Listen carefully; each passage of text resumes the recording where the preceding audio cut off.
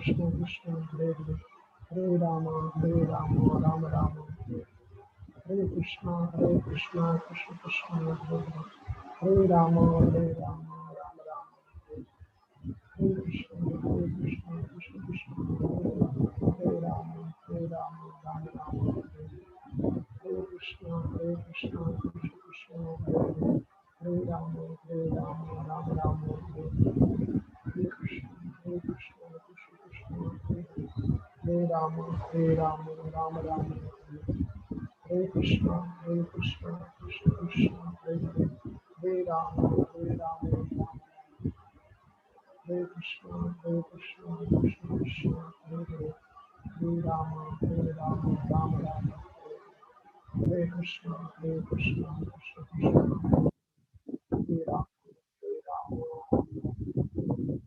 Hare Krishna Krishna Hare Rama Rama Hare Krishna Krishna Hare Rama Hare Krishna Krishna Hare Rama Rama Hare Krishna Krishna Hare Rama Rama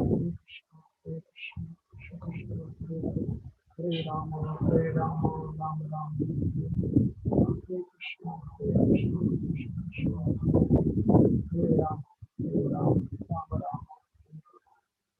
Krishna Hare Rama Rama Hare Krishna Krishna Hare Rama Rama Hare Krishna Krishna Hare Rama Rama Hare Krishna Krishna Hare Rama Rama Hare Krishna Krishna Hare Rama Rama Hare Krishna Krishna Hare Rama Rama Hare Krishna Krishna Hare Rama Rama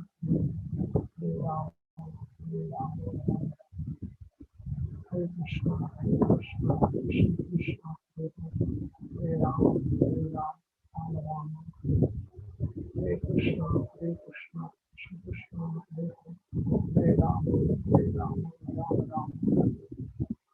Rama Rama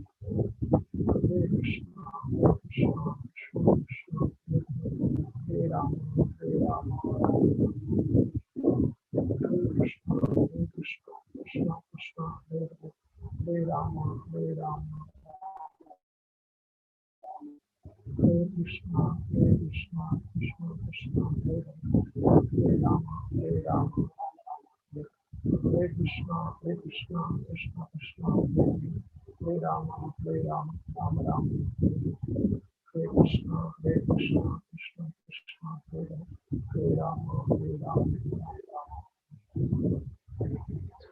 Hare Krishna. तर याला म्हणतात जपा meditation. तर ह्याच प्रकारचं meditation तुम्हीही करू शकतात. रोज सकाळी संध्याकाळी 10 मिनिटापासून कमीत कमी 10 मिनिटापासून सुरुवात करू शकतात.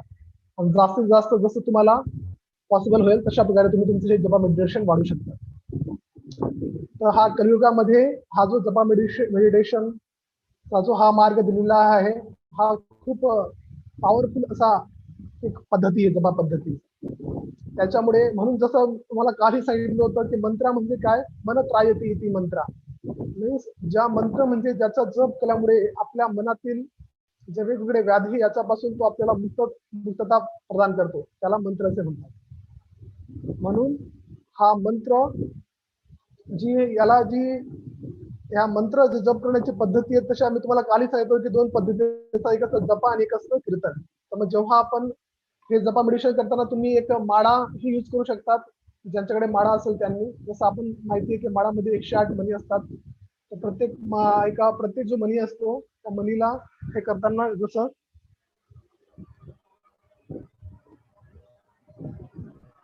जर कोणाकडे अशी माळा असेल तर त्यावेळेस प्रत्येक एक हा जो मनी असेल मनी पकडून तुम्ही एक हरे कृष्ण मंत्र पूर्ण म्हणायचं. जसं हरे कृष्ण कृष्ण कृष्ण हरे हरे, हरे राम राम राम हरे हरे. नंतर मग पुढच्या मणीवर हरे कृष्ण कृष्ण कृष्ण हरे हरे, हरे राम राम राम हरे हरे. असं करत करत पूर्ण तुम्ही 1 पासून ते 108 पर्यंत असं जाऊ शकतात. असं पूर्ण झालं म्हणजे एक माळ जप झाला आपला, असं होतं. ओके. तसा प्रकारचा जो जप असेल तुम्ही रोज करू शकतात. ह्या क्लासच्या दरम्यानही करू शकतात किंवा सकाळी उठल्यानंतर फ्रेश झाल्यानंतर एका जागेवर बसून 10 मिनिटं हे जप करू शकतात. ओके. तर आजच्या आपल्या जो 5वा सत्र आहे, त्या 5व्या सत्रामध्ये तुम्हा सगळ्यांचं मी पुन्हा एकदा स्वागत करतो. आणि आजच्या आपल्या कार्यक्रमाचे प्रवक्ते माननीय श्रीमान सुंदर चैतन्य प्रभूजी आपल्याबरोबर जॉईन झालेले आहेत. तर प्रभूजींना मी विनंती करतो की आजचा जो 5वं सत्र आहे, ज्याला कृष्ण भावना भावित कर्म असे म्हणतात, त्या सत्राच्या निरूपणाला सुरुवात करावी. हरे कृष्ण. हरे कृष्ण. सगळ्यांचं पुन्हा एकदा स्वागत आपल्या संध्याकाळच्या गीता प्रवचनामध्ये. आणि मला खूप आनंद होतोय की तुम्ही एवढ्या उत्सुकतेनं एवढ्या प्रमाणामध्ये इथे येऊन गीतेचं श्रवण करत आहात. आणि मला पण एक भगवंतांनी ही संधी दिली आहे की तुमच्या सगळ्यांची सेवा करण्याची. हरे कृष्ण. तर आता आपण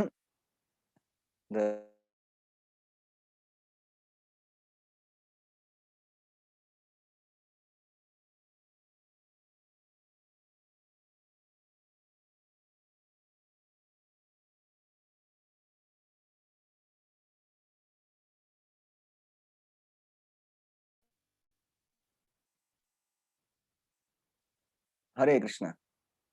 तर आज आपण इथं पाहतोय अध्याय जो 4था अध्याय आहे, जो आपण काल पाहिला, त्याच्यामध्ये आपण पाहिलं की शाश्वत जे ज्ञान, अचूक ज्ञान, कर्मफळाचा नाश आणि यज्ञ, या 4 गोष्टी आपण पाहिलेल्या.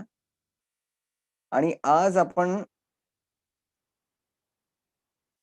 पाहणार आहोत कर्म संन्यास योग, जे आजच्या अध्यायाचं नाव आहे. हरे कृष्ण.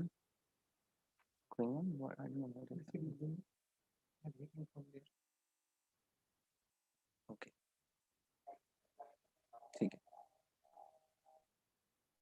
तर हा आहे कर्म संन्यास योग. तर कर्म संन्यास योग म्हणजे आपण पहिल्या 3 अध्यायामध्ये बघितलेलं. पहिला जो अध्याय होता त्याचं नाव होतं अर्जुन विषाद योग, ज्याच्यामध्ये आपण वेगवेगळ्या राजांची नावं बघितली आणि भगवंतांनी शंख फुंकलेलं त्याचं वर्णन आलेलं. दुसरा अध्याय होता गीतेचं सार. तिसऱ्या अध्यायामध्ये आपण पाहिलं की कर्मयोग आणि पुढे जाऊन दिव्य ज्ञान, जो 4था अध्याय होता. तर तिसरा आणि चौथा याच्यामध्ये तिसऱ्या अध्यायामध्ये सांगितलेलं कर्मयोग, की कर्म करणं किती गरजेचं असते. भगवंत पण इथं आल्यानंतर ते कर्म करतात.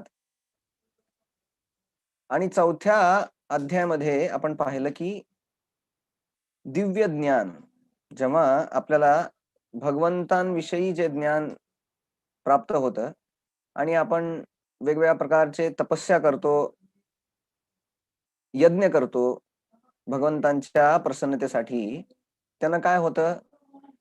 त्यानं होतं, आता आपण अध्याय 5 मध्ये जातोय, कर्म संन्यास योग. तर आपण 1-2 मिनिटं प्रार्थना करून चालू करूया आपल्या आजच्या प्रवचनाला. ओम ज्ञानतिमिरन्धस्य ज्ञानाञ्जनशलाकया चक्षुरुन्मिलितं येन तस्मै श्रीगुरवे नमः. नमः ओम विष्णुपादाय कृष्णप्रेष्ठाय भूतले श्रीमते भक्तिवेदांत स्वामिन् इति नामिने। नमस्ते सारस्वते देवे गौरवाणी प्रचारिणे निर्विशेष शून्यवादी पाश्चात्य देशतारिणे। जय श्री कृष्ण चैतन्य प्रभु नित्यानंद श्री अद्वैत गदाधर श्रीवासादि गौर भक्त वृंद। हरे कृष्णा कृष्णा कृष्णा हरे हरे, हरे राम राम राम हरे हरे।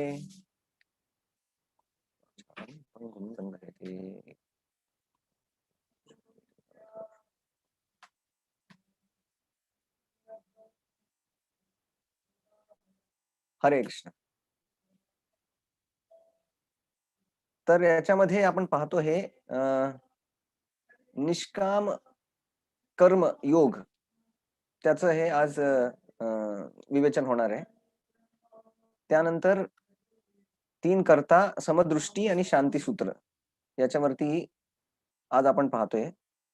याच्यामध्ये आज पण एक ॲक्रोनिम छोटासा शब्द आहे ज्याच्यावरती आपण भाग पाहणार आहोत। Step, STEP।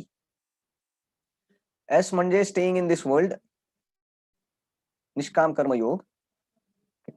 T is for 3 doors, 3 कर्ता कोणकोणते आहेत? E इज इक्वल व्हिजन, समदृष्टी। या जगामध्ये राहताना आपल्याला या समदृष्टीची किती गरज आहे, कारण आपल्याला कळतं की सगळे भगवंतांचे अंश आहेत आणि ती दृष्टी आपल्याला कशी येते। आणि पीस फॉर्म्युला, शांती सूत्र। तर या वेगवेगळ्या 4 याच्यामध्ये आपण पाहणार आहोत। तर निष्काम कर्मयोग हा पहिल्या श्लोकापासून ते 12व्या श्लोकापर्यंत तो आहे निष्काम कर्मयोग। 3 कर्ता जे आहेत त्याचं उदाहरण आणि विश्लेषण केलेलं आहे 13 ते 16 श्लोक। समदृष्टी ते 17 ते 26 श्लोक आणि शांती सूत्र जो शेवटचा श्लोक आहे या अध्यायाचा 29वा, त्याच्यामध्ये शांती सूत्र दिलेलं आहे। तर आज आपण पाहतोय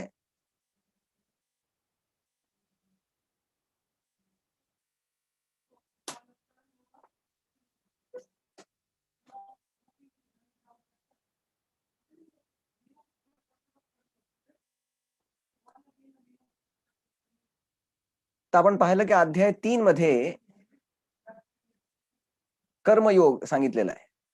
अध्याय 4 मध्ये दिव्य ज्ञान सांगितलेलं आहे आणि अध्याय 5 मध्ये कर्मयोग आणि दिव्य ज्ञान एकत्र जेव्हा आपण करतो तेव्हा निष्काम कर्मयोग, की कर्म पण करतोय पण निष्काम भावनेनं करतोय, कारण आपल्याला माहितीये की हे सगळं भगवंतांचे आणि भगवंतांसाठी येते।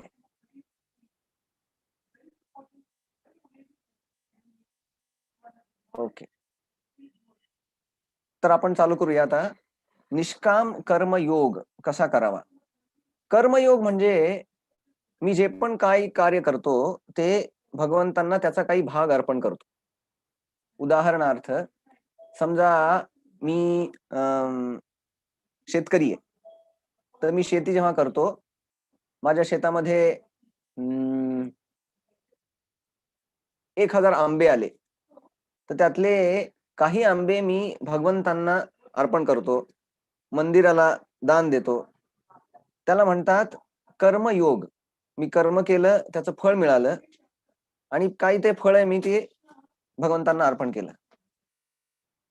निष्काम कर्म म्हणजे ही एक भावना आपल्यामध्ये तयार करणं की हे सगळे जे आंबे आहेत ते पण भगवंतांचे आहेत, मी पण भगवंतांचा आहे आणि इथं भगवंतांच्या सेवेसाठी मी इथं आहे। तर ही जी भावना आहे, निष्काम कर्मयोग आणि भक्ती दोघं पण समानार्थी आहेत। जेव्हा आपण निष्काम कर्मयोग म्हणतो आणि भक्ती, इथं आपण पाहतो 5व्या अध्यायामध्ये भगवंत दोघांना पण एक समान मानतात।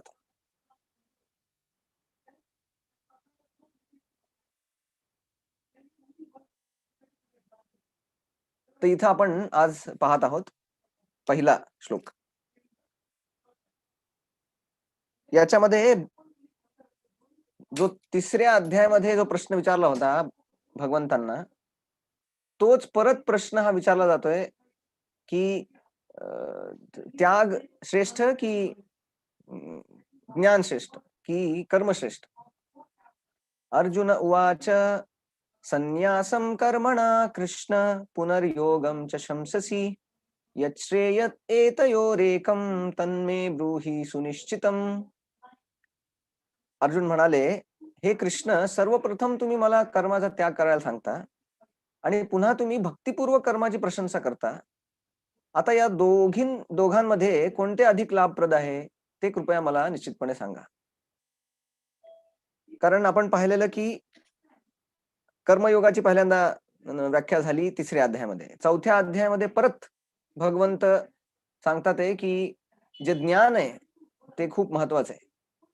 तर इथं आता अर्जुन विचार करतात की ज्ञान महत्वाचं आहे ना, मग मी पुस्तक घेऊन जातो ना जंगलात वाचायला, आणि नंतर भगवान म्हणत नाही नाही नाही, तुम्ही धनुष्यबाण घ्या आणि लढाई करा. ते म्हणत होते की एक काहीतरी सांगा, तुम्ही पुस्तक वाचायला सांगा नाहीतर लढायला सांगा. दोन्ही पण सांगताय तुम्ही, पुस्तक पण वाच, ज्ञान पण ग्रहण कर आणि लढाई पण कर. तर इथं आता सांगतात की जे पुस्तक वाचताय तुम्ही, जे ज्ञान ग्रहण करताय, त्याच्यामुळे तुमची चेतना, तुमचं जे भावना आहे ती बदलते, आणि अशा बदललेल्या भावनेनं जेव्हा तुम्ही कार्य करता, युद्ध पण करता, ते त्याच्यापासून काही कर्म नाही लागत. तर हा जो भाग सांगितलेला आहे तो आता भगवंत आणखी चांगल्या रीतीने सांगतील या 5व्या अध्यायामध्ये.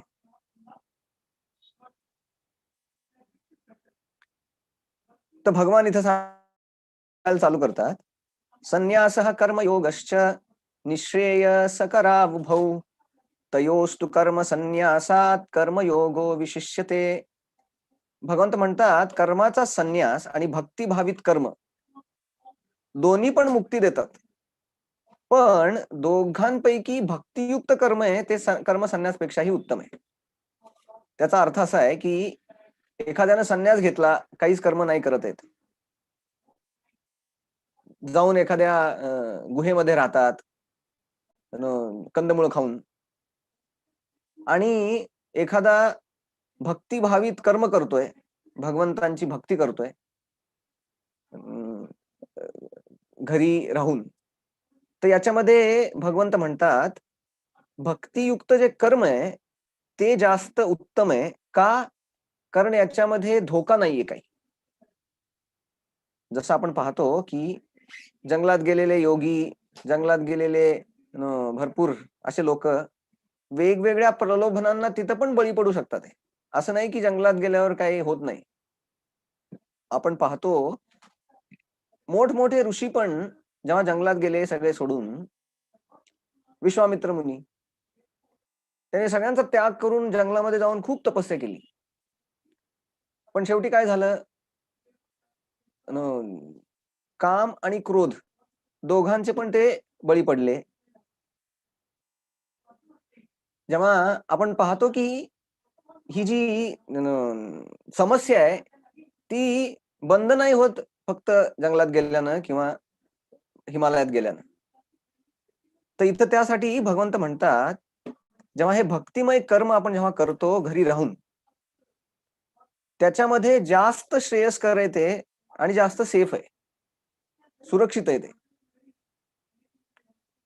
आणि हा जो एक 7वा श्लोक सांगतात याच्यामध्ये सांगितलेलं आहे की आपण लोकांना कसं आकर्षित करू शकतोय, त्यांचं प्रेम कसं आकर्षित करू शकतोय याच्यामध्ये सांगितलेलं आहे. योगयुक्तो विशुद्धात्मा विजितात्मा जितेंद्रियः सर्वभूतात्मा कुर्वन्नपि न लिप्यते.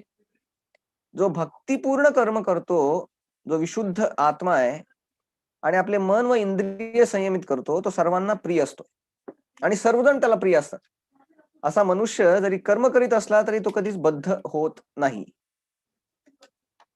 त्याच्यामध्ये दिलेलं आहे की जो भक्त आहे तो कर्म करतोय, सर्व भूतात्म भूतात्मा कुर्वन् अपि न लिप्यते, त्याचं कार्य चाललेलं आहे पण बद्ध नाही होत.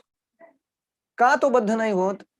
हे दोन जे गुण दिलेले आहेत, एक आहे भक्तिपूर्ण कर्म करतो आणि दुसरा आहे विशुद्ध आत्मा, आणि तिसरं मन व इंद्रिये संयमित करतो, तो सगळ्यांना प्रिय असतोय. तर आपण पाहतो या जगामध्ये पण आपल्याला जर खऱ्या अर्थानं लोकांचं प्रेम प्राप्त करायचं असेल, आपल्याला जर लोक आपल्यावरती प्रेम करतील आणि आपण लोकांवरती प्रेम करू, या स्थितीमध्ये जर एखाद्याला यायचं असेल तर एक गोष्ट करायला पाहिजे की आपलं मन आणि इंद्रिय संयमित असायला हवीत. ज्या व्यक्तीची इंद्रिय संयमित नाहीयेत, त्याच्या इच्छा संयमित नाहीयेत, अशा लोकांना कुणी प्रेम नाही करत. का? कारण त्यांना माहिती असते की हा माणूस आहे ना, तो कधी चेंज होईल, तो कधी काय बोलेल, काय करेल, त्याची काही शाश्वती नसते. त्यामुळे जे दुसरे लोक असतात आहे ना, त्यांचा विश्वास अशा व्यक्तीवर होणं खूप कठीण आहे. आपण पाहतो जेव्हा वेगवेगळे जे संत आहेत, अशा संतांवरती लोक विश्वास ठेवतात. का ठेवतात? जर त्यांच्यामध्ये हे गुण असतील तर, त्यांचे मन आणि इंद्रिय संयमित असतील आणि ते भक्तिमय कार्यामध्ये जर रत असतील,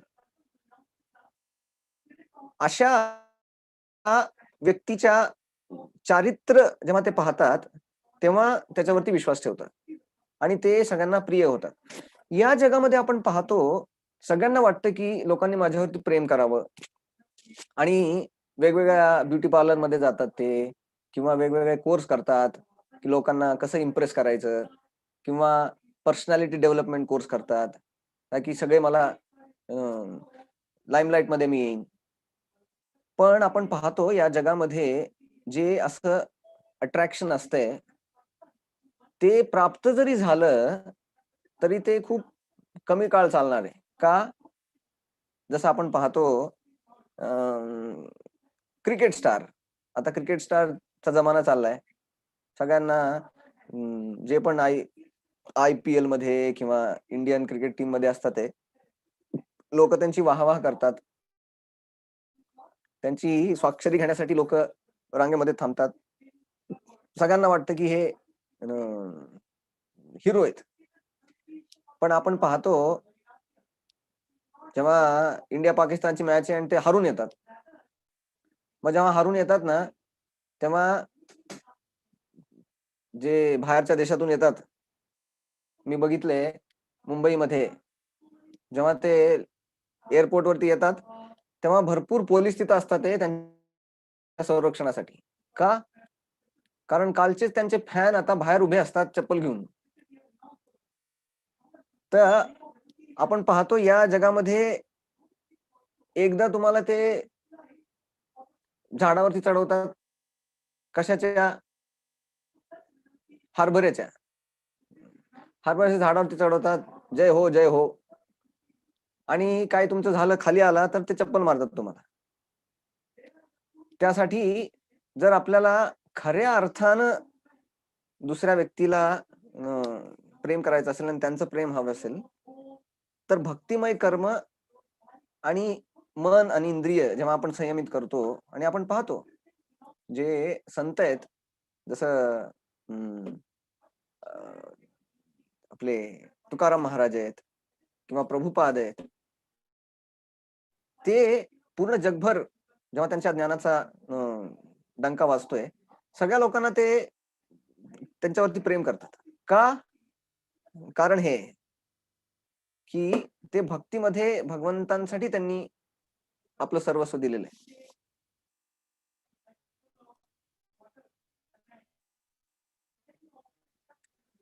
हा जो श्लोक आहे तो खूप महत्वाचा आहे.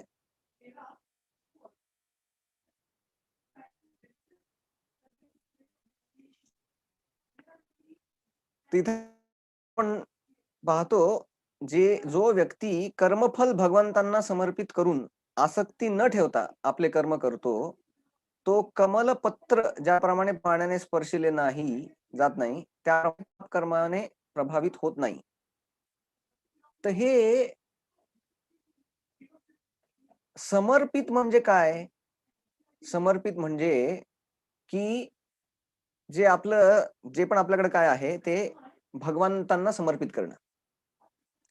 तुम्ही पाहतात जो बऱ्याच वेळा हे जे टीव्ही वरती वगैरे लावतात, त्याच्यामध्ये ते गाणं असतंय ना, जय जगदीश हरे, तेरा तुझको अर्पण, क्या लागे मेरा.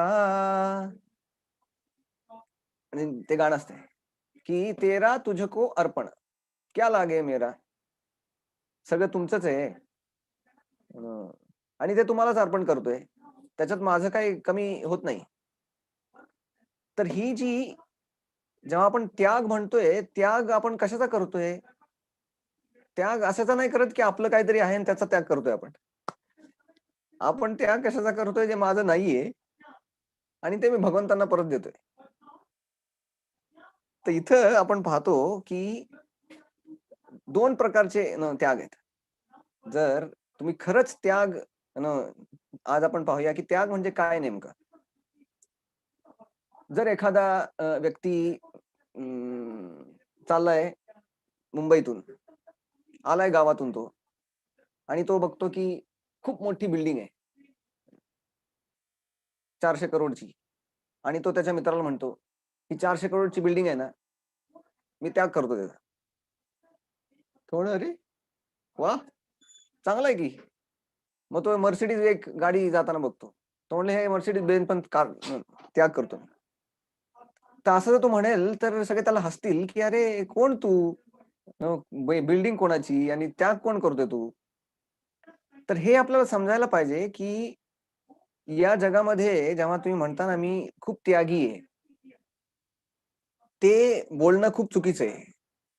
जसं प्रभुपाद जेव्हा होते या भूतलावरती, वेगवेगळ्या शहरांमध्ये प्रचार करत होते पूर्ण जगभर. तर एक भक्त खूप उत्साहात आला त्यांच्यामध्ये प्रभुपादांचं प्रवचन ऐकून. विदेशी होते ते.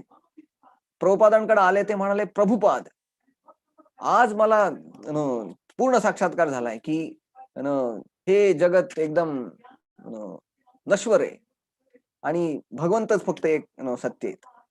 आणि मी सगळ्याच्या सगळं आता त्याग करणार आहे." तर प्रभुपाद हसून त्याकडे म्हणाले, ते म्हणाले, "हे बघ म्हणे, त्याग करण्यासारखं तुझ्याकडे आहे काय? जे तू त्याग करणार आहे? भगवंतांचंच सगळं आहे. तू पण भगवंतांचा आहे आणि तू त्याग काय करणार?" आणि प्रभुपाद म्हणाले, "त्यागच जर करायचा असेल तुला, तर एका गोष्टीचा तू त्याग करू शकतोय. जे तुझं नाहीये, त्याला जेव्हा तू आपलं म्हणतोय, या भावनेचाच त्याग करायचा आहे आपल्याला. त्यालाच खरा त्याग म्हणतात." तर याच्यामध्ये आपण पाहतो, त्याग करणं म्हणजे असं नाही, की एखादी गोष्ट आहे, ही आता माझ्याकडे घड्याळ आहे. मग आजपासून मी घड्याळ नाही वापरणार. याला त्याग नाही म्हणत. जसं आपण पाहतो, कृष्णांचे खूप प्रिय भक्त आहेत पांडव. पांडवांच्या घरी भगवान कृष्ण जास्त राहायचे स्वतःच्या घरापेक्षा. द्वारकेमध्ये कमी राहायचे आणि हस्तिनापूरला पांडवांकडे जास्त राहायचे. लोकांना प्रश्न पडायचा, की त्यांचं खरं घर कोणतं आहे? असं.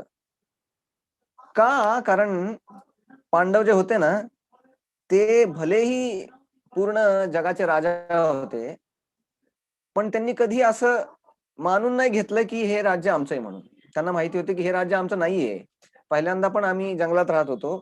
आता इथे येऊन राहतोय. का? भगवंतांच्या कृपेनं. तर हे राज्य पण भगवंतांचं आणि याच्यातून जे पण काही सुख मिळतंय ते पण भगवंतांचं. तर तुम्ही आपण हे पाहू शकताय, की एखादा राजा असू शकतोय, एखादा अरबपती, खरबपती असू शकतोय. पण जर त्याची ही भावना क्लिअर असेल, की जे हे आहे ते भगवंतांचं आहे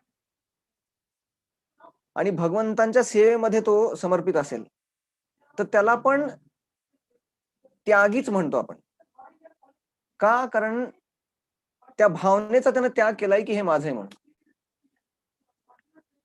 तर हे आपल्याला समजून घेणं गरजेचं आहे की त्याग हा त्या मालकी हक्काचा त्याग आहे, तो त्या गोष्टींचा त्याग नाही.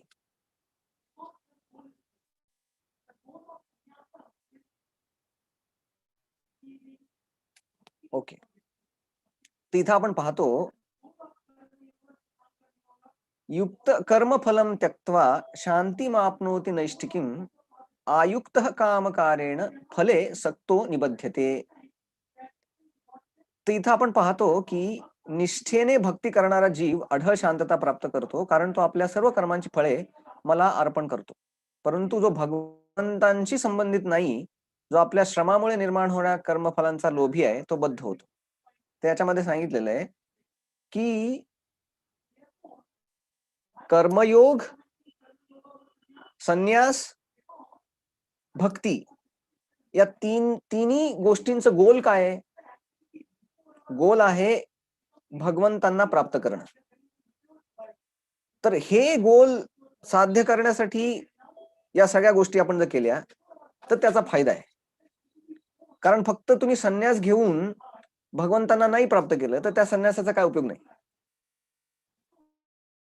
आणि कर्म योग करून तुम्हाला जर भगवंत मिळत असेल तर ते बेस्ट. पण कर्मयोग करताना जर तुम्ही भगवंतांसाठी ते केलं नाही तर त्याचे पण काय फायदा नाही त्याचा. तर एक कळायला हवं आपल्याला की संन्यास किंवा एखाद्या गोष्टीचा साठा करून आपण ती वापरतोय भगवंतांप्रती, दोन्ही गोष्टींचा ध्येय जे आहे ते एकच आहे, भगवंतांची प्राप्ती, भगवंतांची सेवा.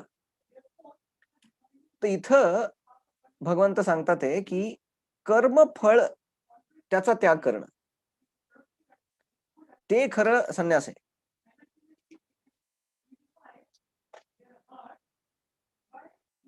इथं सांगतात आहे की तीन जे डुअर, तीन करतायत, हे खूप महत्वाचं आहे, कारण याच्यातून आपल्याला भरपूर काही शिकायला मिळणार आहे. तर सगळ्यांनी खूप ध्यानपूर्वक ऐका हा पार्ट.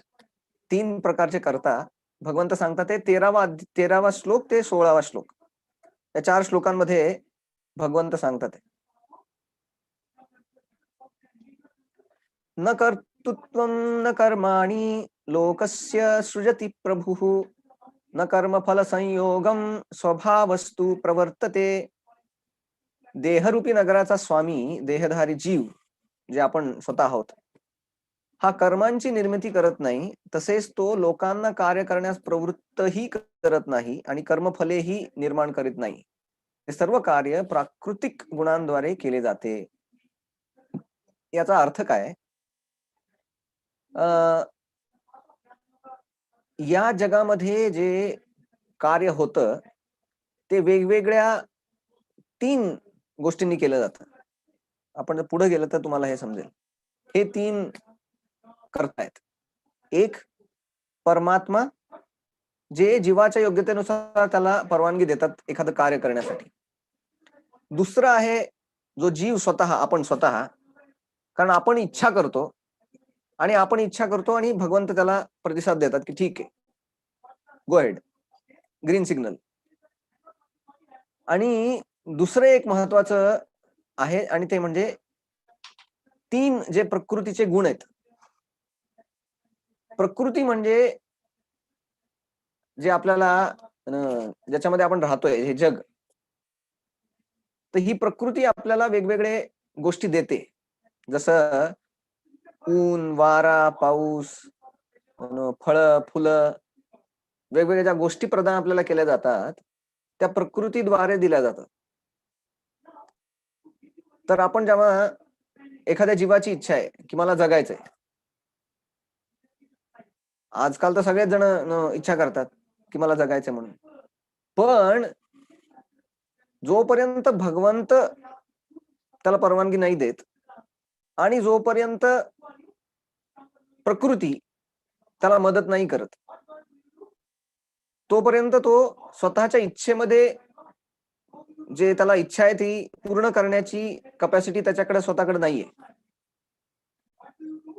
तर याच्यामध्ये आपण पाहतो जीव जो आहे तो करता आहे कशामुळं, की तो इच्छा करतो की मला असं करायचंय म्हणून.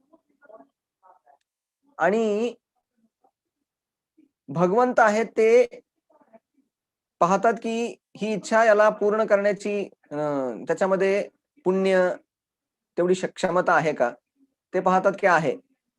मग भगवंत जी सृष्टी आहे, सृष्टीच्या द्वारे ते त्याला त्या गोष्टी प्रदान करतात.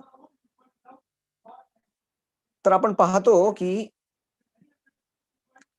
या जगामध्ये हे तिन्ही कर्ता मानलेले आहेत. आपण स्वतः, भगवंत पण, आणि हे जे जग आहे ज्याच्यामध्ये आपण राहतो ते पण करताय. तर तुम्ही म्हणाल की यानं काय आपल्याला आपल्या आयुष्यामध्ये यानं काय होणार? खूप महत्वाची गोष्ट आहे. का? कारण एक उदाहरण सांगतो तुम्हाला.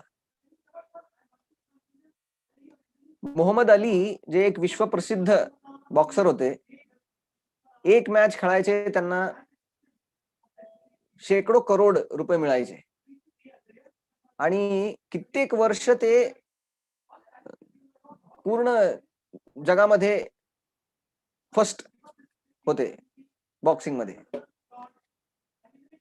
आणि तुम्ही पाहता की जेव्हा असं एखादं खूप मोठं कार्य आपल्याकडून केलं जातं किंवा आपण खूप फेमस होतो किंवा लोक आपल्याला मानतात, तेव्हा काय होतं?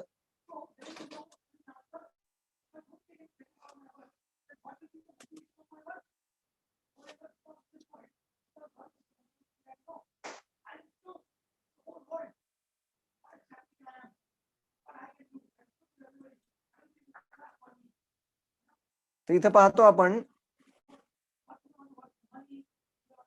प्रत्येक जेव्हा त्यांची फाईट व्हायची ना, त्यानंतर जेव्हा जिंकायचे ते जोरात ओरडायचे, I am the greatest, I fly like butterfly and sting like a bee. ते त्यांचं एक घोषवाक्य होत. ते जेव्हा पण ते जिंकायचे ना, त्या याच्यामध्ये उभे राहायचे आणि म्हणायचे की मी सगळ्यात महान आहे. आणि ऍक्च्युली ते दाखवत होते.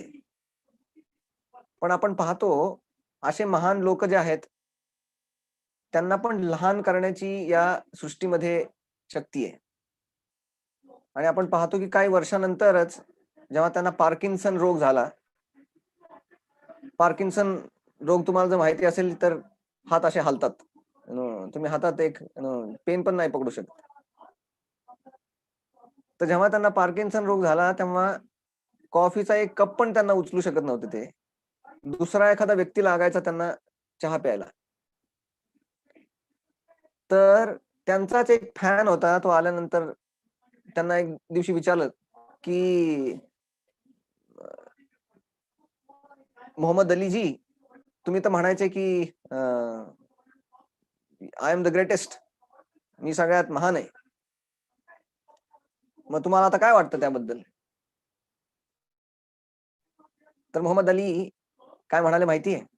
ते म्हणाले, हा म्हणे मी महान आहे, आत्ता पण महान आहे, पण आता मला कळतं की मी महान मूर्ख आहे. का? कारण मी समजायचो की मी खूप महान आहे.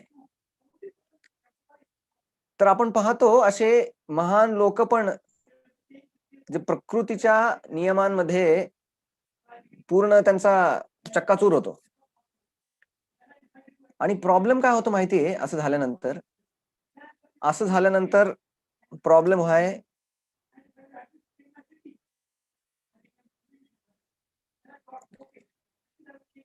इंडिया टुडे या आपल्या वर्तमानपत्रात आलेलं की मागच्या 25 वर्षात युवकांच्या आत्महत्येमध्ये 3 पट वाढ झाली.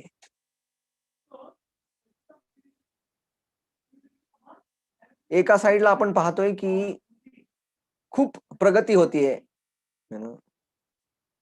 विमानं वाढतात आहे, मोबाईलची प्रगती होते, कम्युनिकेशन वाढतंय. पण आपण त्याबरोबरच हे पण पाहतो की या जगामध्ये स्ट्रेस, मेंटल इलनेस ते पण भयानक वाढतात आहे. तर इथं आपण पाहतो की जर आपली प्रगती होतीये, तर हे जे अशा गोष्टी आहेत ते प्रगतीचे प्रतीक नाहीयेत. कुठंतरी आपलं चुकतंय. आपण दुसऱ्या एका मार्गाने चाललोय, वाट चुकलेली आहे. कारण ज्यामध्ये दिस इज कटिंग.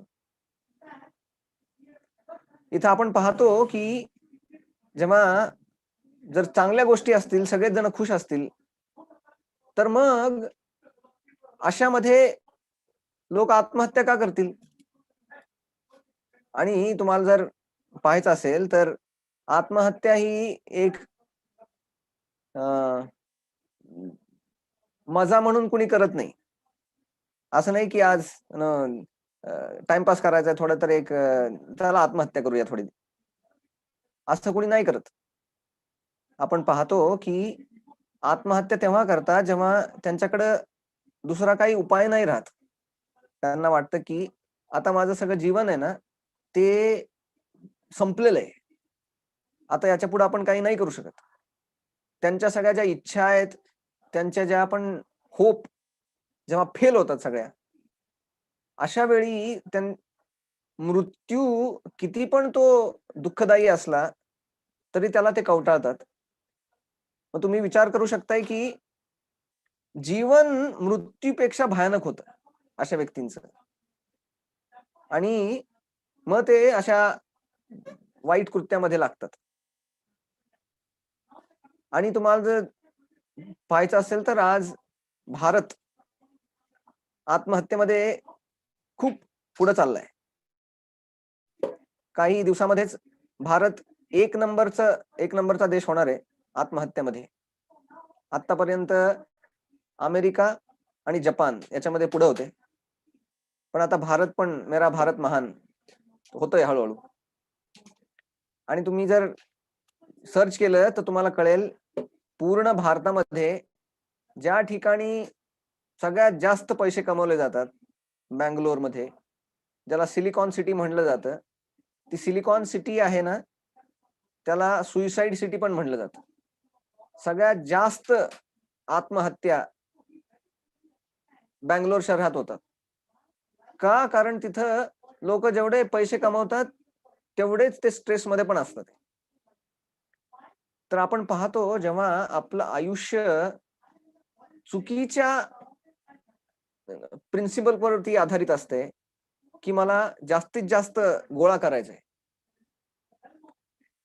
पण भगवद्गीता आपल्याला सांगते ही जी मानसिकता आहे की सगळं माझं आहे आणि हे जोपर्यंत मी मिळवत नाही तोपर्यंत जीवनाचं ध्येय नाही साध्य होत. ही जी मानसिकता आहे ती आपल्याला बदलायची. तर हा जो स्वार्थ आहे तो जेव्हा निस्वार्थपणामध्ये बदलला जातो, तेव्हा खऱ्या अर्थाने आपण सुखी होतो. इथं आपल्याला हे नाही म्हणत की तुम्ही भिकाऱ्यासारखं राहा, काही मिळवू नका, तुम्ही जास्त कार्य करू नका, किंवा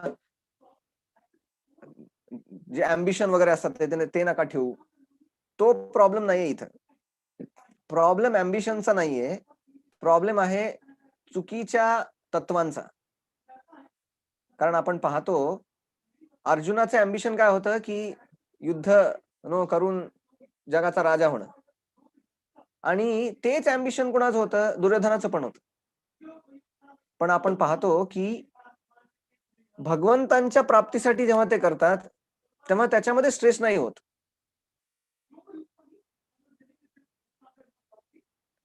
तर इथं आपण पाहतो आता परमात्म्याचे ध्यान आणि समदृष्टी हा आहे तिसरं सूत्र आहे याच्यामध्ये.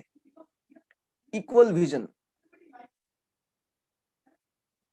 आजच्या युगामध्ये हे खूप लोकांना आवडतं की सगळ्यांना एक समान वागणूक द्यायला हवी.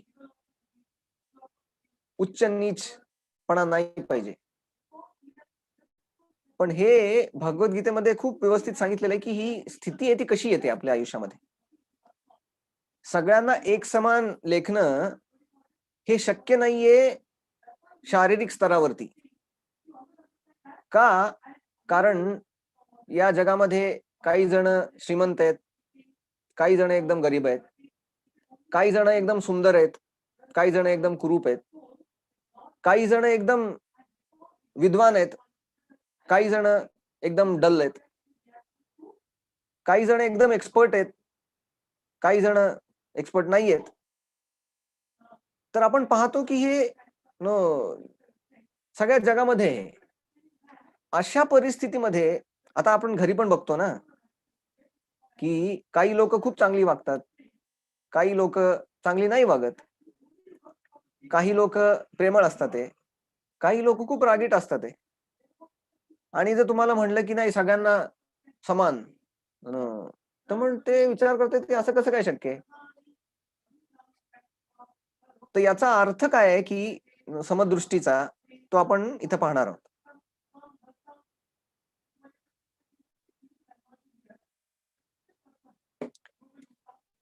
विनम्र साधू व्यक्ती जो आहे तो कसा हे पाहतो.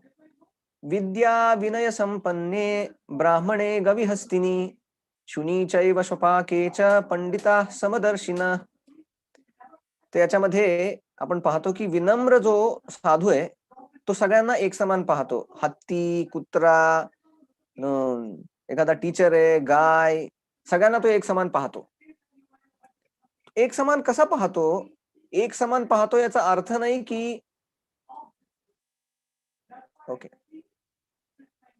एक समान पाहतो त्याचा अर्थ हा नाहीये की समजा तो जंगलातून चाललाय, त्याला एखादा व्यक्ती मिळतो, त्याला तो म्हणतो राम राम, आणि त्याला पुढे जात गेल्यानंतर वाघ येतो त्याच्या पुढे. मग तुम्हाला काय वाटतं? समदृष्टी म्हणजे त्याला पण राम राम म्हणायचा, पुढे जाऊन त्याच्याबरोबर हात मिळवायचा? नाही. तर समदृष्टी याचा अर्थ आहे की प्रत्येकाच्या हृदयामध्ये भगवंतांचं जे अंश आहे, आत्मा, तो पाहणं, ती समदृष्टी आहे. आणि अशी समदृष्टी जेव्हा येते तेव्हा आपण प्रत्येकाला भगवंतांचे अंश मानतो. त्या आधारावरती आपण इक्वॅलिटी येते. का? कारण इथं पण आपण पाहतो की या जगामध्ये बाह्यदृष्ट्या भरपूर उच्च नीच आहे, पण जे आध्यात्मिक सत्य आहे की आपण भगवंतांचे अंश आहोत, भगवंतांचे स्फुल्लिंग आहोत, या दृष्टीनं आपण जेव्हा पाहतो तेव्हा आपण सगळ्यांना एक समान मानू शकतो. जसं आपण पाहतो की प्रभुपाद एकदा प्रसाद घेत होते आणि त्यांनी पाहिलं की एक किडा आहे, तो किडा चाललाय शेजारून. मग त्या किड्याला जेव्हा ते पाहत होते तेव्हा भक्तांनी बघितलं की ते किड्याला एकदम टक लावून पाहत होते, आळी होती. मग प्रभुपाद म्हणाले की हा जो किडा चाललाय ना, त्याच्यासाठी तुम्ही हरे कृष्ण महामंत्र म्हणा, त्यांना त्याचा उद्धार होईल. आणि त्याला उचलून एखाद्या भगवंतांचे जे फुल आहे ना, त्या फुलावरती ठेवा, जे भगवंतांना अर्पण केलेलं आहे. त्याच्यामध्ये राहिला तर त्याचा भगवंतांची कृपा त्याला प्राप्त होईल. तर आपण पाहतो इथं की एखादा जो संत व्यक्ती आहे ना, तो हे पाहत नाही की हा मानव आहे किंवा हा किडा आहे. दोन्हीमध्ये ते भगवंतांचा अंश पाहतात आणि ते विचार हेच करतात की आता या स्थितीमध्ये मी यांची सेवा कशी करू. तर उदाहरणार्थ या जगामध्ये जेव्हा एखादा व्यक्ती येऊन तुम्हाला खूप गुणगान करतो, तर तुम्ही त्याला धन्यवाद देता की ठीक आहे, मला माझ्या सेवेमध्ये तुम्ही उत्साह वाढवताय, खूप खूप धन्यवाद. एखादा व्यक्ती येतो आणि तुमची धुलाई करतो, एकदम सगळे तुमचे दोष सांगतो तुम्हाला. मग जनरली काय होतं की जेव्हा कुणी आपल्याला असे दोष आपले काढले जातात तेव्हा काय होतं, तुरंत आपला जो राग आहे तो वरती येतो आणि पहिली रिॲक्शन असते की तू कोण. दुसरी की तुम्हाला काय अधिकार आहे मला असं सांगण्याचा. पण जो एक नम्र व्यक्ती असतोय, तो हाच विचार करतो, की या स्थितीमध्ये मी भगवंतांची सेवा कशी करू? इथं मला भगवंत सांगतात आहे, की हे जे काही चुका होतात आहे, ते भगवंत या स्वतः या व्यक्तीच्या तोंडून सांगतात आहे. तर मग मला ते स्वीकार करायला पाहिजे आणि तेवढंच नाही तर त्याला पण आपण धन्यवाद द्यायला पाहिजे. आणि इथे एक आपण पाहतो, जेव्हा हे असं समदर्शी दृष्टीने आपण होतो, विद्या विनय संपन्ने याचा अर्थ आहे, की विद्या ददाती विनयम. जे ज्ञान आहे ना, ते ज्ञान आपल्याला विनय द्यायला पाहिजे. आपण पाहतो आजकाल जी विद्या आपण ग्रहण करतो शाळा कॉलेजमध्ये, त्यांना विनय नाही प्राप्त होत. त्यांना गर्व प्राप्त होतो. एखादा 10वी पास आहे. एखादा त्यानं MA केलंय. एखादा आहे त्याचं बी किंवा डॉक्टर झालाय तो, इंजिनियर आहे. एखादा PhD आहे. तर तुम्ही पाहाल एखादा PhD झाला तर त्याचा पण गर्व असतोय, की मी PhD आहे. आणि त्याच्याबरोबर एखादा 10वी पास असेल, तर तो हमेशा विचार करतो, की हा खालच्या दर्जाचा आहे आणि मी उच्च दर्जाचा आहे. का? कारण मी PhD आहे. पण इथं आपण पाहतो, की जो खरंच विद्या न संपन्न झालेला आहे, तो जसं झाड असतंय, त्याला फळं येतात तेव्हा ते झुकतं. त्याप्रमाणे जो ज्ञानानं फळ आलेला व्यक्ती आहे, तो खाली झुकतो. विनय त्याच्या वागण्यामध्ये आपण पाहतो. तर ही जी गोष्ट आहे, ती आपण याच्यातून समजू शकतोय, की एखादा व्यक्ती समदृष्टी कधी होतो, जेव्हा त्याला हे ज्ञान प्राप्त होतं, की मी फक्त यांना बाहेरच्या त्यांच्या कव्हरिंग जे शरीराचं कव्हरिंग आहे आत्म्यावरती, त्यानं जर मी पाहिलं, तर मी त्याच्यामध्ये मग उच्च-नीचपणाचा एक संबंध येतो. याच्यामध्ये खूप एक सुंदर कथा येते. अष्टवक्र मुनी आहेत. ते एकदा चालत अष्टवक्र मुनी त्यांचं नाव होतं, कारण त्यांचं जे शरीर आहे ते 8 ठिकाणी वाकडं झालेलं. काही कारणास्तव, आजारामुळे. तर जेव्हा ते असं एकदा ट्रॅव्हलिंग करता आलेले जनक महाराजांच्या देशामध्ये, जनकपुरीमध्ये. आणि ते जेव्हा आले जनक महाराजांच्या दरबारामध्ये, दिसायला पण ते एकदम फनी दिसायचे. एकदम लोक त्यांना हसायचे बघून. त्यांचं एकदम असं हात वाकडे, पाय वाकडे, चालताना पण ते जरा वेगळ्या प्रकारे चालायचे. जेव्हा ते आले राज दरबारामध्ये, तेव्हा जिथे पण जे लोक बसलेले मंत्री वगैरे, ते हसायला लागले, की हा कोण प्राणी आला इथं, आणि खूप हसत होते ते. तर जे अष्टवक्र मुनी आहेत, ते जेव्हा बघितलं त्यांनी, की मला हसतात आहे लोक, ते गेले राजाच्या पुढं आणि राजाला खूप मोठ्या आवाजात म्हणाले, हे जनक महाराज, मी खूप ऐकलं होतं तुमच्या मंत्रिमंडळाबद्दल, पण आज कळालं मला, की तुमच्या मंत्रिमंडळामधले भरपूर जण ते फक्त चांभार आहेत. जेव्हा ते असं म्हणाले, ते सगळे एकदम चूप झाले. त्यांना वाटलं, की काहीतरी तर जनक महाराज स्वतः खाली आले, त्यांचे पाय पकडले. त्यांना म्हणाले, की माफ करा, पण तुम्ही असं का म्हणताय? तर ते म्हणाले, की मी जेव्हा इथं आलो, तेव्हा हे सगळे लोक, त्यांना माहिती नाही की मी कोण आहे. आणि ते माझं फक्त जे वरचं कातड आहे, त्याला बघून ते समजतात आहे, की मी कुणीतरी थर्ड क्लास व्यक्ती आहे म्हणून. आणि हे बाहेरच्या कातड्याला पाहून त्याची परीक्षा करण्यात एकदम एक्सपर्ट आहेत. जसा एखादा चांभार असतोय, जो कातड्याचे चपला बूट वगैरे बनवतो, त्याला हे माहिती असते, की या प्राण्याचं कातड असते ते महाग असते, या प्राण्याचं कातड जरा कमी क्वालिटीचं असते. तर वेगवेगळ्या जे कातडी असते त्याच्यामध्ये त्याला तो खूप एक्सपर्ट असतो की काय चांगलं आहे आणि काय वाईट आहे. तर ते म्हणाले की इथं तुमचे सगळे हे मंत्री आहेत ना, ते पण मला माझ्या कातड्याच्या कडे बघून ते माझी किंमत करतात आहे. तर सगळे जे मंत्री होते ते एकदम चूप झाले. कारण त्यांना कळालं की हा जो आहे तो कुणी साधा व्यक्ती नाहीये, हे एक ज्ञानी व्यक्ती आहेत. तर सगळे व्यक्ती जेव्हा त्यांनी माफी मागितली आणि त्यांना एक प्रश्न विचारला त्यांनी राजानं. ते म्हणाले की या जगामधून आपल्याला मुक्त कसं होता येईल? तर ते जे अष्टवक्र मुनी आहेत तो प्रश्न जेव्हा ऐकला त्यांनी तेव्हा पळायला लागले ते पळून बाहेर गेले. तर राजाला वाटलं की काय झालं? राजा सगळे मंत्री बाहेर बाहेर पळत पळत गेले आणि त्यांनी पाहिलं की ते अष्टवक्र मुनी बाहेरच्या एका झाडाला असे पकडलं होतं आणि जोरात म्हणत होते, मला सोड सोड सोड मला. सगळा राजा तिथे गेले, मंत्री सगळे म्हणत होते काय चाललंय? पण जनक महाराज बुद्धिमान होते.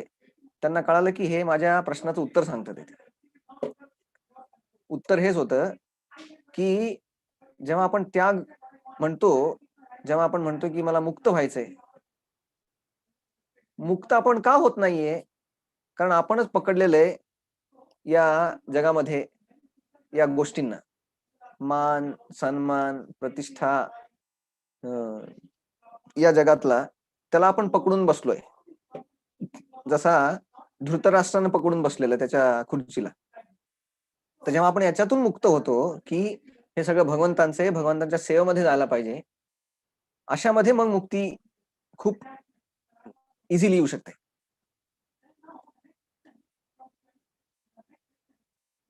आणि इथे सांगितलेलं आहे की येही संस्पर्शजा भोगा दुःख योनय एवते आद्यंतवंत कौंतेय न तेषु रमते बुधा. जे ज्ञानी लोक आहेत ना, ते या जगाच्या भोगामध्ये रमत नाहीत. त्यांना माहिती असते की या जगाच्या पलीकडचं जे जग आहे, जे आध्यात्मिक जग आहे, त्या आनंदासाठी ते या जगातले जे छोटे मोठे भोग आहेत त्याचा त्याग करतात. जसं आपल्याला माहिती आहे की एखादा मुलगा आहे जो अभ्यास करतो, परीक्षा आहे, जेव्हा त्याची परीक्षा असते तेव्हा तो झोप जरा कमी करतो, त्याचं खाणं जरा कमी करतो, त्याचे वेगवेगळं इकडं तिकडं फिरणं कमी करतो. का? कारण त्याला माहिती असते की हे जर मी थोडं कमी करून अभ्यास केला तर माझं जे करिअर आहे ते खूप चांगलं होईल. तर याच दृष्टीनं एक जो भक्त आहे तो या जीवनामध्ये अशा रीतीनं जगतो, सिंपल लिव्हिंग, हाय थिंकिंग. आणि त्याला हे माहिती असते की असं जर मी जगलो तर भगवत प्राप्ती मला खूप इझिली होऊ शकते.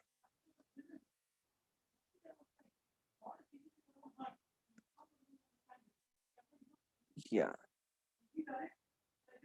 इथं ओके, तर 5व्या अध्यायातलं हे 4थं सूत्र आहे, पीस फॉर्म्युला, शांती सूत्र.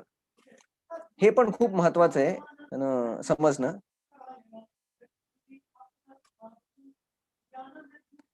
तर या श्लोकानं भगवंत या अध्यायाचा अंत करतात.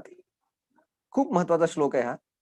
भोक्तारं यज्ञ तपसां सर्वलोक महेश्वरम सुहृदं सर्वभूतानां ज्ञात्वा मां शांती मृच्छति.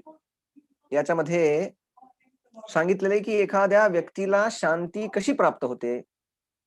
या जगामध्ये आपण पाहतो प्रत्येक जण अशांत आहे आणि असे अशांत जेव्हा स्थितीमध्ये अशांतस्य कुतो सुखम भगवंत सांगतात की एखादा व्यक्ती जर अशांत असेल तर अशा अशांत व्यक्तीच्या घरी सुख कसं काय असणार आहे.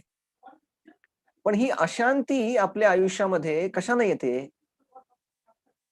आपण पाहतो कधी कधी की मी पाहिलेलं आहे ना, मी जेव्हा माझ्या प्रोडक्शन इंजिनिअरचा जॉब करत होतो, तेव्हा कंपनीमध्ये जवळपास 1000 एम्प्लॉई होते आणि मोठी कंपनी, इंटरनॅशनल कंपनी. आणि आम्ही पाहायचो वेगवेगळे लोक, मॅनेजर्स वगैरे. सगळ्यात जास्त आम्हाला दया यायची एका व्यक्तीची, आणि तो म्हणजे आमच्या सगळ्यात टॉपचा जो मॅनेजर होता कंपनीचा, जनरल मॅनेजर. त्याची खूप दया यायची आम्हाला. का? कारण त्याची हालत कुत्र्यापेक्षा पण भयानक असायची.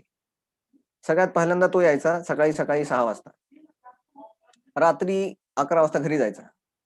कधी झोपायचा, कधी खायचा, कधी काय करायचा कोणालाच माहित नाही. आणि पूर्ण दिवसभर राबायचा. मध्येच फोन यायचा ओनरचा, झाडायचे त्याला. मग तो त्याचा राग दुसऱ्यांवरती काढायचा. तर असं त्याचं आयुष्य होतं. तो त्याची केबिन खूप सुंदर होती, एसी होतं. पण आम्ही पाहतो की एसी मध्ये बसून तो घाम यायचा त्याला, जेव्हा मालकाचा फोन यायचा. तर आपण पाहतो की या जगामध्ये शांतता सगळ्यांनाच हवी आहे, पण ते शांतता प्राप्त करण्याची जी किल्ली आहे ती माहित नसते. तर इथं भगवंत आपल्याला ही किल्ली देतात आहे. काय? ह्या 3 गोष्टी आपण जेव्हा समजून घेतो, तेव्हा आपण खऱ्या अर्थानं शांत होतो. कोणत्या त्या? भोक्तारम यज्ञ तपसाम 1, सर्वलोक महेश्वरम 2, आणि तिसरा आहे सुहृदम सर्वभूतानाम. जेव्हा आपण भगवंतांना असं मानतो, समजून घेतो की भगवंत हे या सगळ्या सृष्टीचे जे पण भोग्य वस्तू आहेत, ते कुणासाठी आहेत?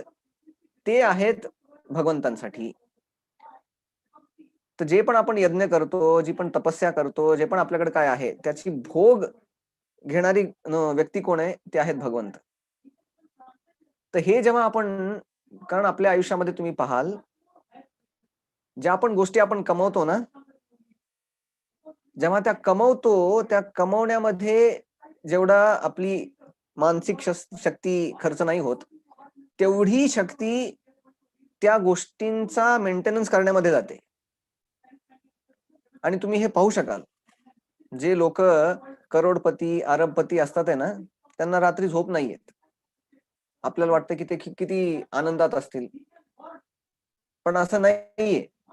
का? कारण जेवढं जास्त असतंय तुमच्याकडं, तेवढी जास्त भीती असते तुम्हाला की हे चाललं जाईल, चोर येतील, दुसरं कोणीतरी फसवणूक करेल, टॅक्स हे गव्हर्नमेंट हे घेऊन जाईल. आणि या टेन्शन मध्ये त्यांना झोप पण नाही येत.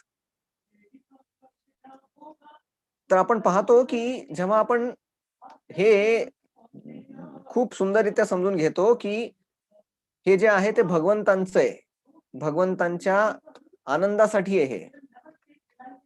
तर आपण पाहतो की जे लोक झोपडपट्टीमध्ये राहतात ते निवांत असतात, पण कधी कधी 1 करोडच्या फ्लॅटमध्ये राहणारा व्यक्ती टेन्शन मध्ये असतोय. का?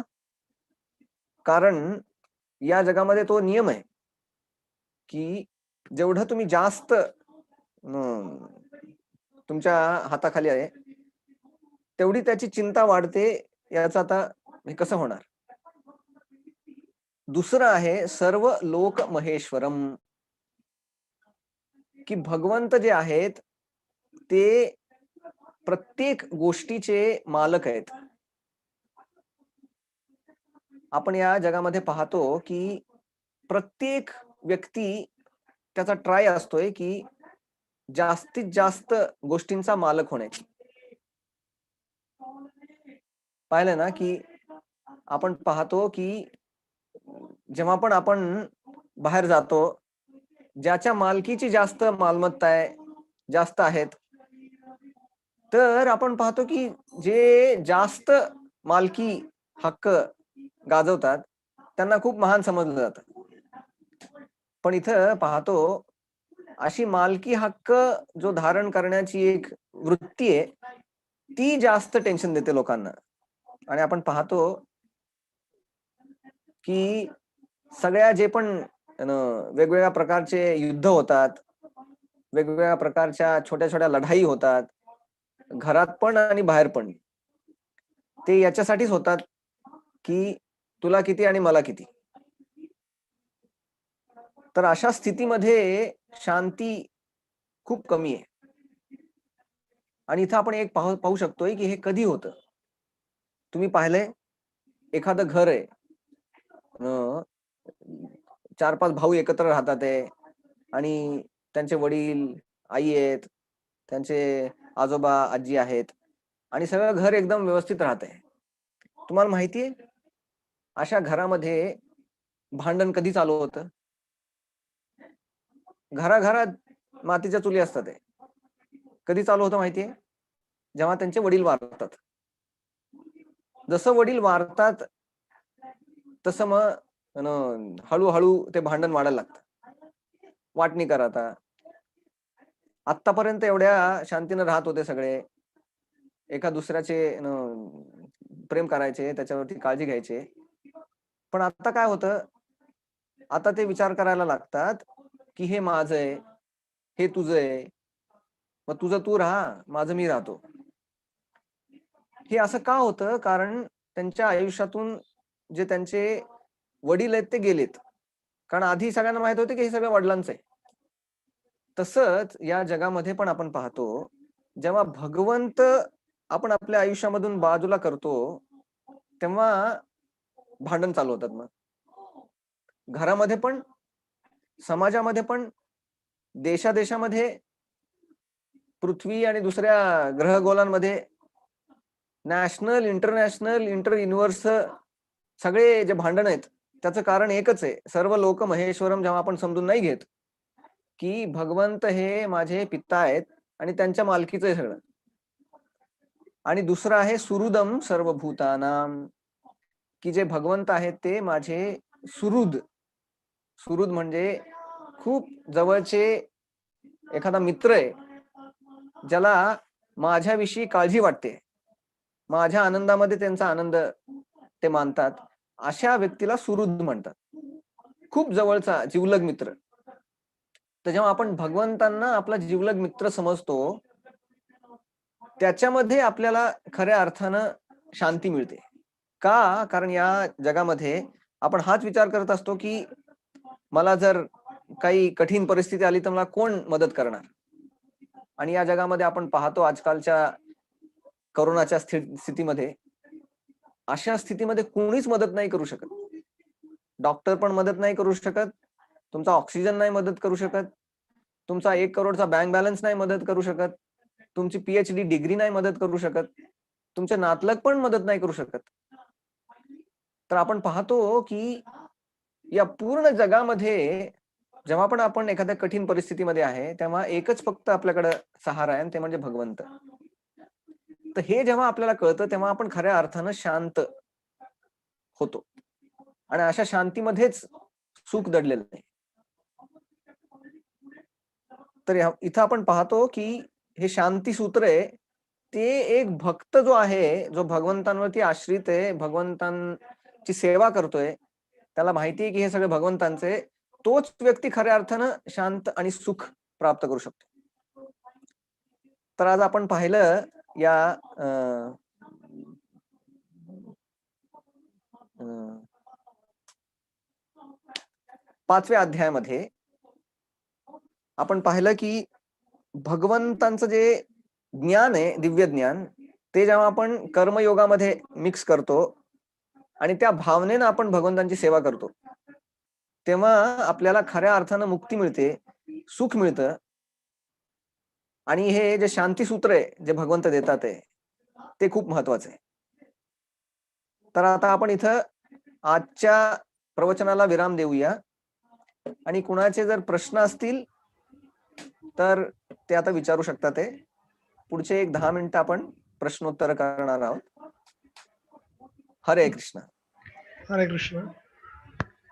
तर ओके, जर आता ज्यांना कोणालाही काही प्रश्न असतील, त्यांनी झूम चॅट मध्ये जाऊन चॅट मध्ये विचारू शकतात किंवा तुमचा हँड रेजही करू शकतात. ओके, आता हेमंत हे हँड रेज करताय. हेमंत प्रभू तुम्ही अनम्यूट करा स्वतःला आणि प्रश्न विचारा. हॅलो, हरे कृष्ण प्रभू. जसं तुम्ही आता एक उदाहरण दिलं पीएचडी आणि एक 10वी नापासचं, तर म्हणजे पीएचडी जरी गर्व नाही केला पाहिजे, पीएचडी जरी असेल तर, पण कधी बऱ्याच वेळा असं होतं की पीएचडी वगैरे वाले शांतपणे करत असतात, तर ते 10वी नापासवाले त्यांना मूर्ख समजतात. मग अशा वेळेस काय करावं?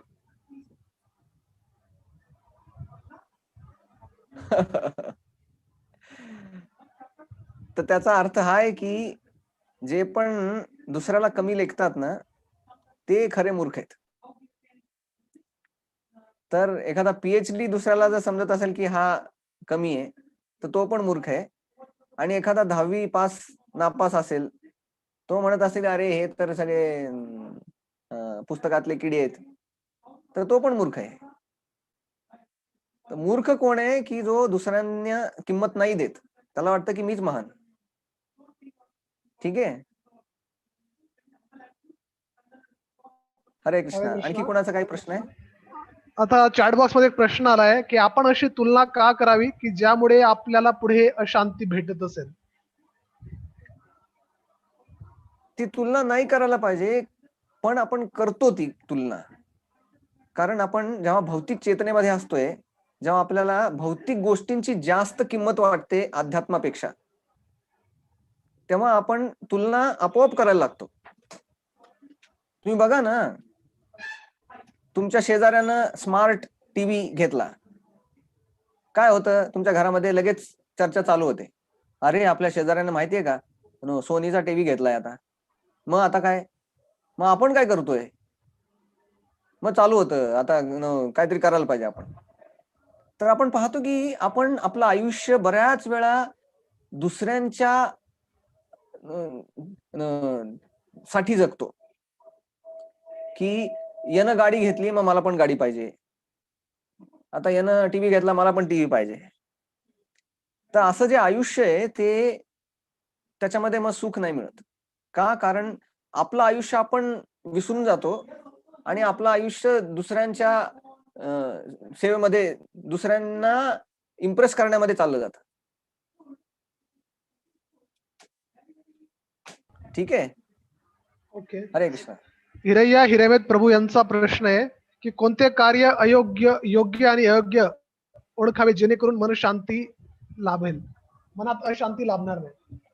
या योग्य कार्य म्हणजे भगवंतांना आपला जिवलग मानून त्यांची सेवा करणं, हे योग्य आहे.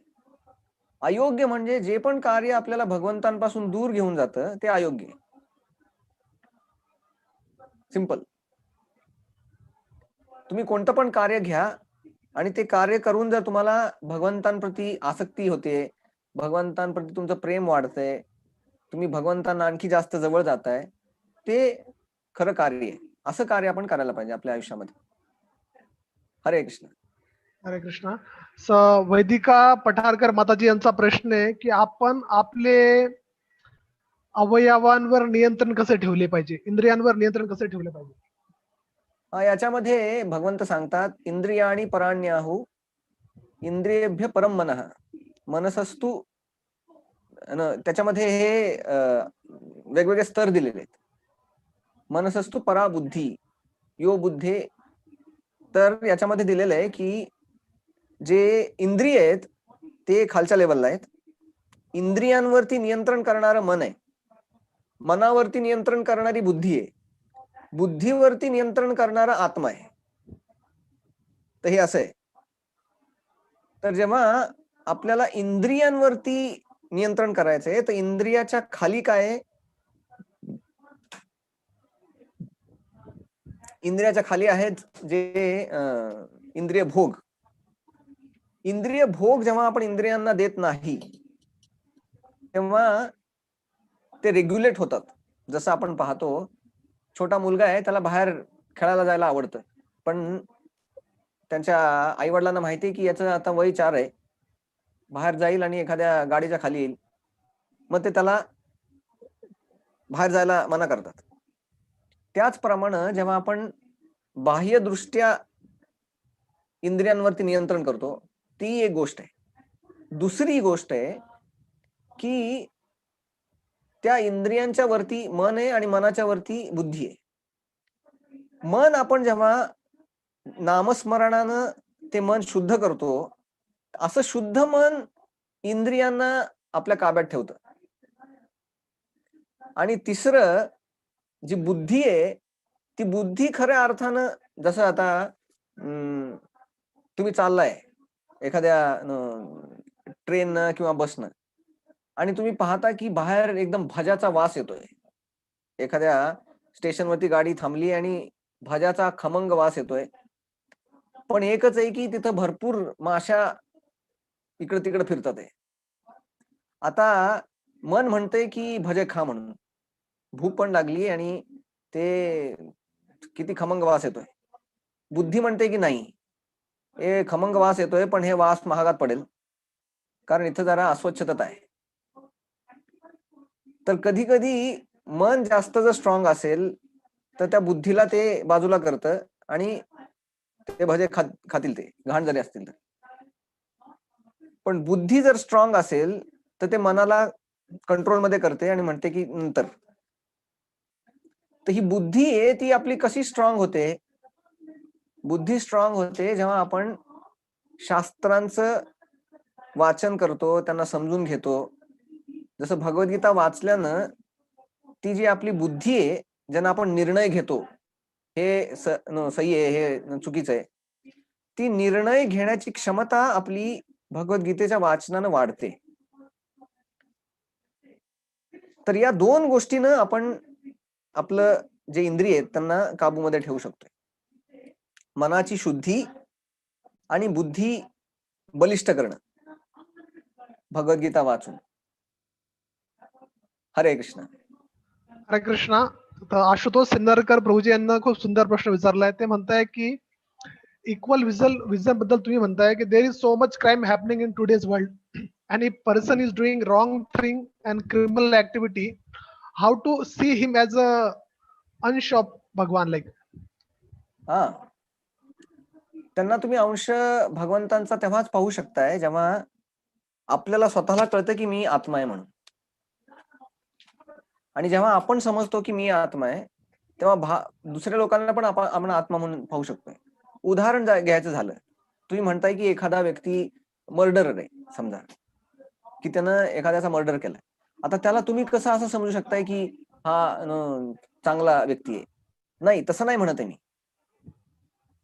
विचार करा की तुमचा खूप जिवलग मित्र किंवा तुमचा भाऊच, त्यानं जर असं काही कृत्य केलं, त्याच्या हातावरून एखाद्याचा मृत्यू झाला, मर्डर झाला, तो तुमचा जिवलग मित्र किंवा भाऊ आहे, तर तुम्ही अशा स्थितीमध्ये काय कराल? तुम्हाला माहिती आहे की त्यानं केलेलं चुकीचं आहे, पण तुम्ही ट्राय कराल ऍटलिस्ट तो बदलेल, ऍटलिस्ट तुम्ही असं नाही म्हणणार की जा तू नरकात जातो आता, नाही. तर जेव्हा आई किंवा एखादा, आईचं उदाहरण जरी घेतलं, आईचे काही मुलं असतात ते चांगले असतात, ते काही खोडकर असतात, ते काही एकदम वाया गेलेले असतात, ते पण आई सगळ्या तिच्या मुलांवरती प्रेम करते. का? कारण त्या आईच्या हृदयामध्ये प्रेम असते. आई जेव्हा पण पाहते तेव्हा ती त्या मुलाला मुलासारखं पाहते. ती हे नाही पाहत की हा मुलगा 10वी नापास आहे आणि हा मुलगा इंजिनिअरिंग केलेलं आहे, असं नाही पाहत. ती पाहते हे दोन्ही माझे मुलंच आहेत. तर जेव्हा आपण पण भगवंतांना आपल्या आयुष्यामध्ये आणतो, जेवढं आपण भगवंतांना आपलं करतो, तेवढं भगवंतांशी कनेक्टेड जे पण आहेत ते पण आपले होतात. जसं आपण पाहतो एखाद्या व्यक्तीचं जेव्हा लग्न होतं, लग्नाच्या आधी त्या घराशी त्याचा काही संबंध नसतोय, त्याच्या बायकोच्या घरी त्या बायकोचे वेगवेगळे नातेवाईक असतात, त्यांच्याशी काही संबंध नसतोय त्याचा. पण जेव्हा त्या मुलीशी त्याचा विवाह होतो, मग त्या मुलीचे भाऊ बहीण, त्या मुलीचे आई वडील लगेचच त्याच्या प्रेमाचे कारण होतं. त्यांच्यावरती तो प्रेम करायला लागतो. आधी त्याचं प्रेम नव्हतं. ते हे प्रेम आलं कुठून? त्या मुलीचा आणि मुलाचा विवाह झाला, त्याच्यातून ते प्रेम आलं दुसऱ्यांप्रती. तसंच जेव्हा आपलं आणि भगवंतांचं लग्न होतं, आपलं आणि भगवंतांचं सेवा चालू होते, आपलेपणा चालू होतं भगवंतांविषयी, तेव्हा भगवंतांशी रिलेटेड काही पण असेल त्याच्यावरती आपण प्रेम करायला लागतो. ठीक आहे. हरे कृष्ण. हरे कृष्ण. स्मिता माताजी यांचा प्रश्न आहे की या कलियुगामध्ये कृष्ण भावना भावित कर्म कसे करायचे? कलियुगामध्ये कृष्ण भावना भावित कर्म करण्यासाठी 2 गोष्टींची गरज आहे. एक, आपली साधना. साधनेमध्ये येतं नामस्मरण, हरे कृष्ण महामंत्राचं, गीतेचं पठण, आणि दुसरी गोष्ट, जोपर्यंत आपल्याला एखाद्या गुरुची कृपा नाही होत, त्यांचा गायडन्स नाही भेटत आपल्या आयुष्यामध्ये, तोपर्यंत जे आपल्याला हवंय भक्तीमध्ये ते प्राप्त करणं मुश्किल आहे. तर या 2 गोष्टी प्रत्येकाच्या आयुष्यामध्ये असणं खूप गरजेचं आहे. एक, त्याची साधना, आणि दुसरी, एखाद्या गुरुचा आश्रय घेणं. या 2 गोष्टीनं त्याला भगवंतांची प्राप्ती होते. हरे कृष्ण. हरे कृष्ण. विजय वाकडे यांनाही प्रश्न विचारलाय की आपण सगळेच परमेश्वराचे अंश आहोत, तर मग आपल्यामध्ये दुसऱ्याला इम्प्रेस करण्याचा भाव का उठत असतात? आपण सगळे भगवंतांचे अंश आहोत, आणि इथं प्रॉब्लेम हाच झालेला आहे की आपण भगवंतांचे अंश आहोत, पण इथं आपण आलेलो आहोत स्वतःला भगवंतांसारखं करण्यासाठी. जसं आपण पाहतो कधी कधी एक सुंदर उदाहरण येतं बायबलमध्ये, हे की एक मुलगा असतोय, तो त्याच्या वडिलांकडे येतो. वडिलांना म्हणतो की आता मी मोठा झालोय, मला माझा वाटा द्या, मी जातो आता. वडील म्हणतात, वाटा कशासाठी? तू माझा मुलगा आहे, मी तुझ्यावर प्रेम करतो, थांब इथंच म्हणे. पण तो म्हणतो, नाही नाही नाही, मला पण माझं सगळं करायचंय. मग त्याला ते देतात, मग तो जातो बाहेर. पण कारण तो ट्रेनिंग झालेलं नसते त्याचं, मग तो बऱ्याच वेगवेगळ्या मार्गाने जातो, बरेच त्याचे मित्र त्याला फसवतात. जेव्हा तो भिकारी होतो एकदम, त्याला खायला काही नाहीये, अशा अवस्थेत तो समजतो की मी जेव्हा घरी होतो तेव्हा किती चांगला होतो, वडील माझ्यावरती एवढं प्रेम करायचे.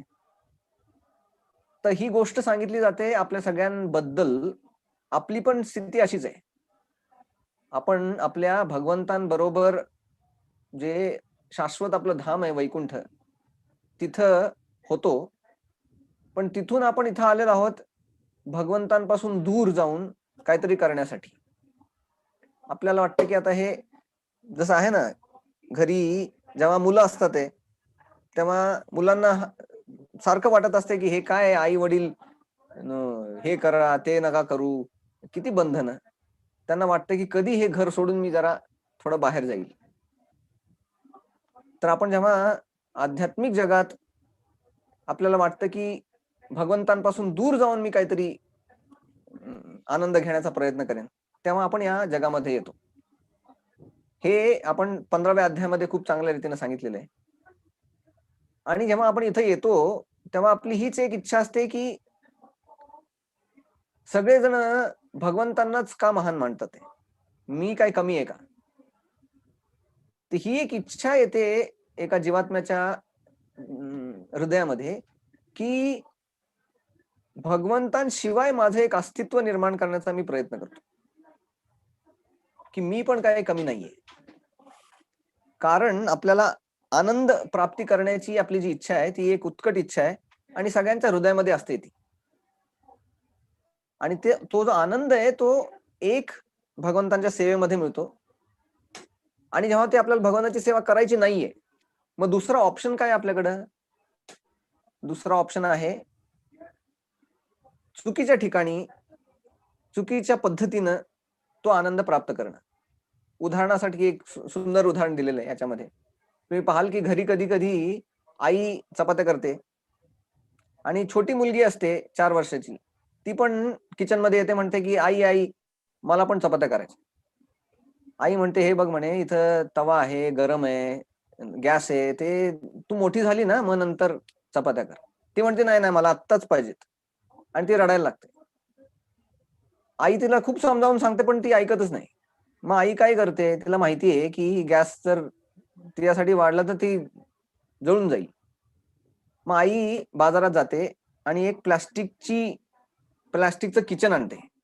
त्याच्यामध्ये गॅस असतोय, कुकर असतोय, चाकू असतोय, मोठे मोठे भांडे असतात ते प्लास्टिकचे, आणि तिला ती सेटचा किचन देते. म्हणते जा म्हणे तू रूम मध्ये बसून तुला जेवढं काही स्वयंपाक करायचा कर.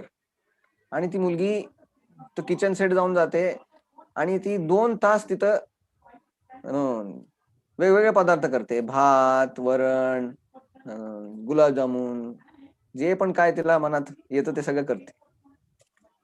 पण काय होतं 2 तासानंतर जेव्हा तिला भूक लागते ना, किंवा ती आता 2 तास कुकिंग केलं पण त्यांना भूक नाही भागत. मग ती परत आईकडे येते, भूक लागली आता मला चपाती दे म्हणून. आपली पण स्थिती तीच आहे. आपण भगवंतांकडे जाऊन विचारतो की भगवंता तुम्ही जसं करताय तसंच मला करायचंय. तुम्ही जशी सृष्टीची रचना करताय मला पण तशी सृष्टीची रचना करायची. तुम्ही जसं राक्षसांना मारता तसं मला पण काही स्टंट करायचे. तुम्ही जसं करता तसं सगळं मला करायचंय. भगवंत म्हणतात अरे तू तुझ्यासाठीच तर करतोय सगळे. नाही नाही मला पण तसंच करायचंय. मग ते आपल्याला एक प्लास्टिकचं जग देतात. हे जे भौतिक जग आहे ते प्लास्टिकच्या जगाप्रमाणे. आणि इथं आपण मग येऊन खेळ खेळतो, आपल्या आयुष्याचा खेळ होतो आणि पूर्ण पृथ्वीचा खेळ होतो. मग आणि हा खेळ झाल्यानंतर कळतं की अरे भूक तर आणखी माझी गेलीच नाही. मग आपण भगवंतांकडे जातो पंढरपूरला, म्हणतो माऊली भूक लागली आता, द्या तुमचा काही कृपा द्या. तर आपली स्थिती अशी आहे. ठीक आहे. हरे कृष्ण. अमर स्वामी यांचा प्रश्न आहे की या कलियुगामध्ये कोणती साधना करावी. साधनेचे खूप सारे प्रकार आहेत, त्याच्यापैकी कोणती साधना कलियुगात बेस्ट आहे. तुकाराम महाराज म्हणतात नामा परते साधन नाही, जे तू आणिक करिसी काही. ते इथं सांगतात की नामा परते साधन नाही. जे हरिनाम आहे, भगवंतांचं जे नाव आहे, ते भगवंत स्वतः या कलियुगामध्ये त्यांच्या नावाच्या रूपाने येतात. ते नामस्मरण जेव्हा आपण खूप दृढतेनं करतो या जगामध्ये, कलियुगामध्ये, तो कलीचा जो प्रभाव आहे तो दूर करायचा असेल तर भगवंतांच्या नावाचा आश्रय घेणं खूप गरजेचं आहे. तर रोज त्यासाठीच आपण सगळ्यांना सांगतो की हा जो हरे कृष्ण महामंत्र आहे त्याचं जास्तीत जास्त जेव्हा आपण ध्यान करतो, उच्चारण करतो, त्या भगवंतांच्या नावाच्या प्रभावानं आपण या जगातून मुक्त होऊ शकतो. हरे कृष्ण. त्यांचा अजून एक प्रश्न आहे की आपल्यामध्ये असणारा जो मीपणा, अहंकार, तो कसा काढावा. मीपणा जो अहंकार आहे ना, तो जेव्हा आपण भगवंतांच्या भक्तांच्या सानिध्यात राहतो, जे खूप उच्च स्थितीमध्ये आहेत, जे भगवंतांना त्यांनी जाणलेलं आहे, भगवंतांशी प्रेम करतात, ते अशा लोकांच्या सानिध्यानं आपल्याला हे कळतं की हा जो मीपणा आहे ना तो किती तुच्छ आहे. जसं तुम्ही चालता चालता कधी आपला गटरात पाय पडतो आणि जेव्हा तुम्ही गटरातून पाय बाहेर काढता ना, तेव्हा तुम्हाला वाटतं की अरे कधी जाऊन हे धुल, ते पाणी बघत असतोय कुठं पाणी मिळतंय का, आणि ते लवकर आपण धुवून काढतो. ते तसंच जेव्हा आपण भक्त होतो ना, भक्तांच्या संघानं, तेव्हा हा जो मीपणा येतो ना आपल्या मनामध्ये आपल्याला तसंच वाटतं जसं आपला पाय गटरामध्ये बुडल्यानंतर वाटतं, की वाटतं की अरे ही घाण कुठून आली, कुठंतरी आता नामस्मरण करून आणि भक्तांच्या संघानं त्यांच्या सेवेनं ही घाण लवकरात लवकर दूर करायची मला. तर हा भक्तीचा महिमा आहे. भक्तिमय जे भक्तांचं संघ आहे तो एवढा सुंदर आहे की त्याच्यामध्ये अशा सगळ्या गोष्टींची धुलाई होते. जो मीपणा आहे, गर्व आहे, काम, क्रोध इत्यादी दुर्गुण आहेत ते सगळे त्यांची सगळ्यांची धुलाई होते.